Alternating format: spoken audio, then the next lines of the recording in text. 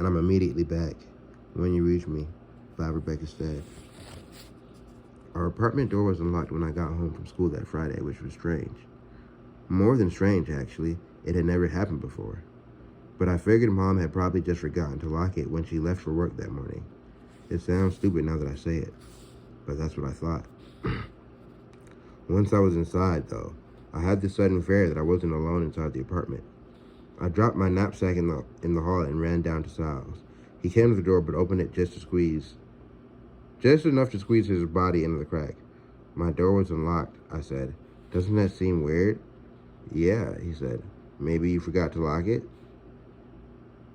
He stayed there wedged into the doorway, definitely not inviting me in.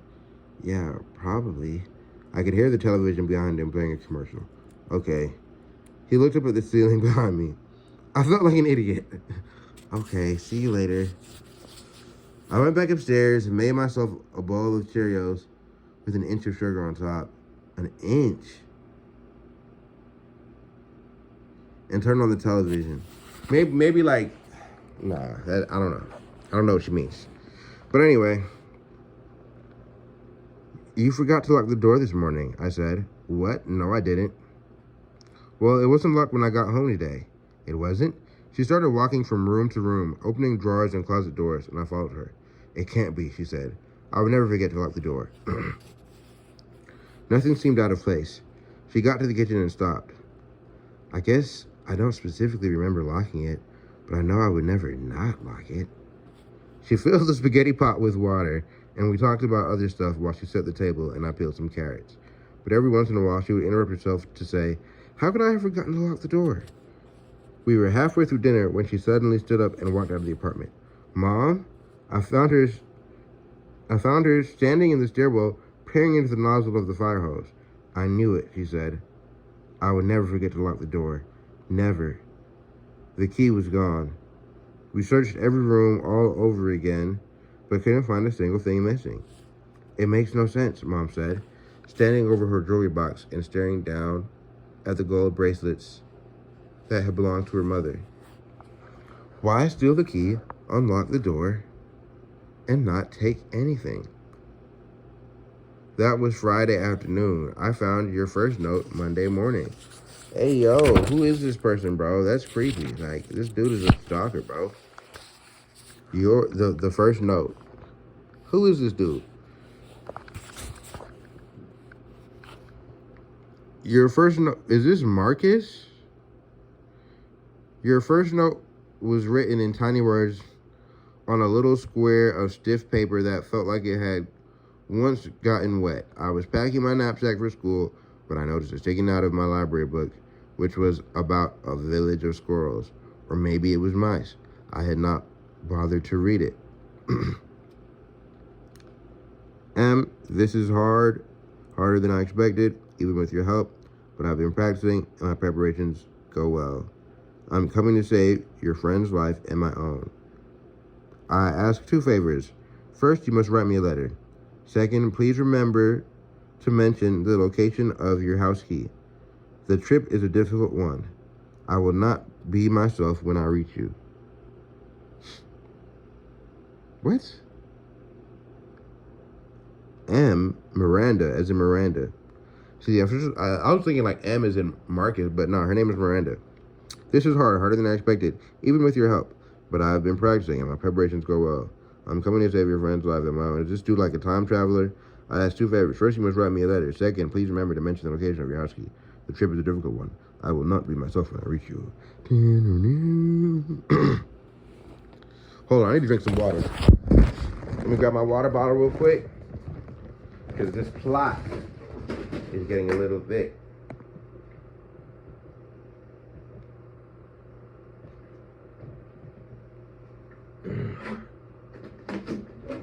All right. Had to sip a little bit of water real quick. Now let's get right back into it. So, yeah, I was freaked. Mom was freaked.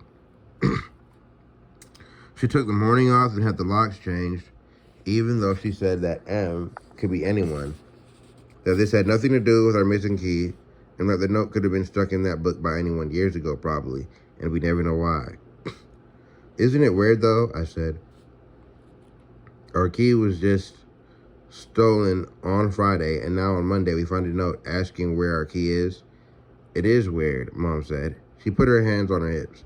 But if you think about it, one thing really can't have anything to do with the other. Someone with the key wouldn't have to ask where the key is. It makes no sense. She was right, of course. It was backwards. But somewhere in my head, a tiny bell started ringing. I didn't even notice it at first. Because he's asking where the key is because he's coming from, I don't know, the past, and when the future, he's coming from the past when the key wasn't taken. And so in order for him to get to the future, he's got to take the key. I don't know what's going on either. It's like, yeah, that doesn't make sense. He's asking about the key, right? Let me see. Yeah, write a letter and mention where the key is. What?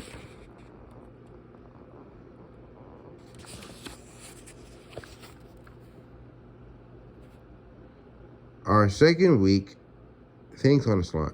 Our second week, Jimmy said we could start serving customers. But first you have to learn the V-cut, he told us. Very important.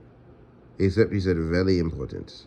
Stretched his eyelids back with 2 fingers and bowed down low. It was the classic fake Chinese act. I had never seen a grown-up do it before. If Mom had been there, she would have whacked him on the head with a plastic tray. The V what? Colin said. Yeah, because that's racist, bro. You know. The V-cut was Jimmy's special way of cutting the sandwich rolls. Always a 45-degree angle, he said. He was very serious about it. What? 45-degree angle? Not in half? What do you mean, 45-degree angle? Always a 45-degree angle, he said. He was very serious about it, sawing down one side of the roll and then carefully sliding the knife out. Oh. I know what he's talking about. And then carefully sliding the knife out and turning it on the other side. The top of the bread. Why is he cutting his bread like that? The top of the bread was supposed to lift off in a perfect V, which is why Jimmy called it a V-cut. He gave us each a roll and watched while we tried it. Anne-Marie's was perfect. Colin's was passable. Mine was a disaster. When I lifted the top off, flaps of bread guts were hanging down, and Jimmy said it looked unappealing. Oh, let me also turn my phone on Do Not Disturb. Okay, and I have 47% battery left, so I'm good. We're good. Okay. Unappealing. You can use that for your own sandwich, he said, making a face at my shredded roll. Try again tomorrow. So Anne-Marie and Colin got to put on aprons, stand behind the counter, and help customers while I counted the bread order in the back and went to the A&P for napkins. Anne-Marie said later that Jimmy should talk, that he looked unappealing in his stretched out white t-shirt with yellow underarm stains. That made me feel a little better, but not much. As soon as Colin got his apron on, Jimmy started calling him lady. Hey, lady, get some more mayo on there. Hey, lady, pass me those trays. Colin just laughed, which is how Colin is. Every day of the week, I cut my roll as soon as I got to the store, and every day, Jimmy shook his head no. Colin and Anne-Marie worked together behind the counter.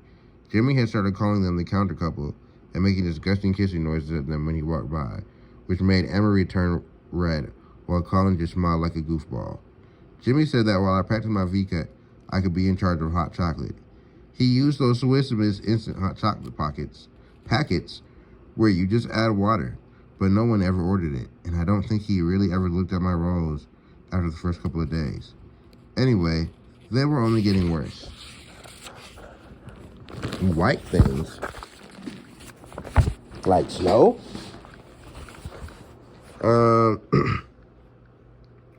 The first time I brought Anne-Marie home to our apartment after school, I wished for 2 things. First, I wished the boys wouldn't be in front of the garage. They just recently started saying things to me. Different things, some of which included the words sweet and baby. Mom said this happened to girls after a certain age, and that what boys wanted was a reaction, any kind of reaction. Don't laugh, don't call them jerks, don't take off running, she said. Do nothing, act as if they're invisible. My second wish was that the laughing man would be gone or asleep, or at least distracted by someone or something else when we walked by. We got to Broadway.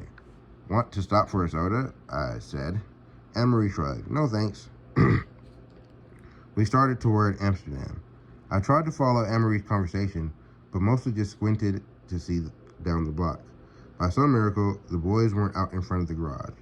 I offered up a silent thank you to the universe, and then we started across the street to my corner. Angel! The laughing man called out. He was looking right at Anne-Marie, and I couldn't help thinking that, depending on your idea of heaven, Anne-Marie might appear to be something like an angel. Her coat was pure white and went all the way down to her toes, even though it was only the middle of November and really not all that cold. How her dad kept that coat so clean is still a mystery to me. Angel! I laughed. I was trying to show Anne-Marie how absolutely downright funny it was to have a weird homeless guy here at my corner. My very own weird homeless guy. Okay. Hi, Angel, I said. That's the new one. Angel, he called out again, and now he was pointing at her. Is he pointing at me? Anne-Marie said. Anne-Marie asked, slowing down. No, I said, staring her as far from the laughing man as I could without pushing her into crosstown traffic. Upstairs, a weird thing happened. After living there almost every day of my life, I saw our apartment as if it were the first time. I noticed all sorts of things that were usually invisible to me. The stuffing coming out of the sofa in two places. The burns from Mr. Nunzi's cigarettes. The big flakes of paint hanging off the ceiling. Wow. And the black spot next to the radiator where dripping water had stained the wood floor. Excuse me, I said. I'll be right back.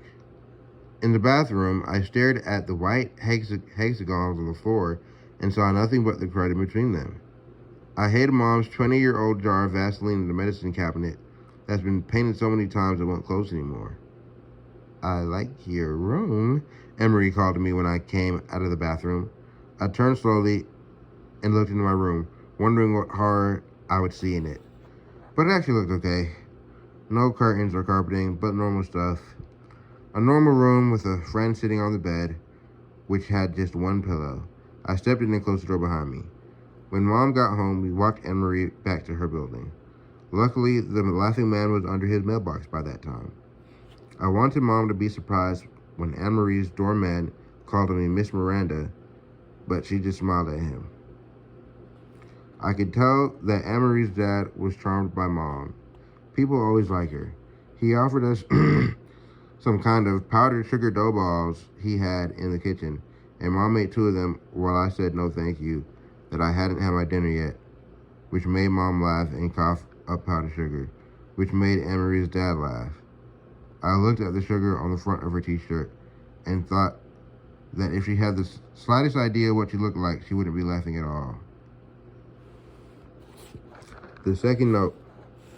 The sandwich rolls are delivered to Jimmy's store early in the morning before he gets there. I still see the tall paper bag leaning against his locked door on my way to school every day. I haven't put one foot inside Jimmy's place since December, but I look for that bag out of habit, and when I see it, I always think I can smell the bread inside, which I know is just a memory. Last November, I counted Jimmy's bread delivery at lunch every day, pulling the rolls out by twos and dropping them into the previous day's empty bag as I went. I remember finding your second... Wait, hold on, what? Oh, she's still doing the same thing. Pulling the rolls out by twos and dropping them... What? Why is she dropping them into the previous day's empty bag?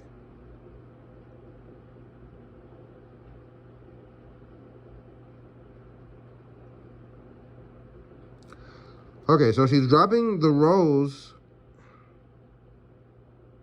and putting them in the empty bag. Oh, she's counting them. She's counting them. Okay, yeah, so she's just using the second bag as a storage. Oh, wow. So this person is clearly watching her, what she's doing every day. You know what I'm saying? He's watching her routine every day. That's A-level stalker. A-list S tier stalker right there. Yeah, halfway down the bag on a Monday. What? How did you do that, bro? How did you do that? Is this not in the kitchen? At lunch every day. Yeah, in his Jimmy's kitchen. So anyway, Miranda, your letter must tell a story, a true story. You cannot begin now, as most of it has not yet taken place. And even afterward, there is no hurry. But do not wait so long that your memory fades. I require as much detail as you can provide. The trip is a difficult one, and I must ask my favors while my mind is sound. A postscript. I know you have shared my first note. I ask you not to share the others. Please, I do not ask this for myself. I read the note over and over, but I have to tell you that I have no idea what any of it meant until later. And I have to tell you something else too. I was scared. You scared the hell out of me. You counting those rolls or just memorizing them? Jimmy was behind the counter, running a hunk of ham back and forth in the electric slicer really fast, the way he liked to. Yo, I really am into this book, and I'm just losing my voice as I'm reading. Okay. I stuffed the note in my pocket. Let me just read more softly. I stuffed the note in my pocket and started counting bread again. But I lost my place, and I had to start all over. A few minutes later, a delivery truck pulled up in front of the store, and Jimmy went out to talk to the driver. Hey, Colin said as soon as the door had closed behind Jimmy. Let's find out what's in the Fred Flintstone bank. No way, Emery said. You're crazy. You're the lookout, I told her, following Colin into the back room. He had the bank in his hands already. He shook it, but it made almost no noise. You guys, Emery said. Don't. We're just looking at it, I called back. Hurry, I said to Colin. He was trying to get the rubber stopper out of the bottom of the bank. Let me try. No, he said, I've got it. And the stopper was in his hand. We bumped foreheads trying to see into the hole at the same time, and then left our heads pressed together, which was something I hadn't expected to do. I couldn't quite see Colin's face from this perspective, but I felt him smile. Cool, he said. It's full of $2 bills. The bank was practically stuffed with $2 bills, folded into little triangle shapes with the two showing. You guys, he's coming. Emery sounded panicked. We pulled our heads apart, and Colin showed the rubber stopper back in. I was out front by the time Jimmy held the door open for the delivery guy, who had a stack of sodas loaded onto a hand truck. Hey, lady, Jimmy called. I need you. This is man's work. Sorry, Colin came strolling out of the back in his apron. Bathroom break. Wow. He's gonna figure out somehow. Emery smiled at me while Colin and Jimmy were busy loading the soda into the big refrigerated case by the door. You're nuts, she said. You know that, right? I could still feel the spot where Colin's head pressed up against mine. I know, it was kind of stupid. We walked back to school with Colin between us. He was zigzagging and bumping his shoulders to case I was saying, boing, 5 points, boing, 10 points, while we both laughed like idiots. All right, this is my last, okay. Nah, let me take a break. I'm gonna come back and read some more later.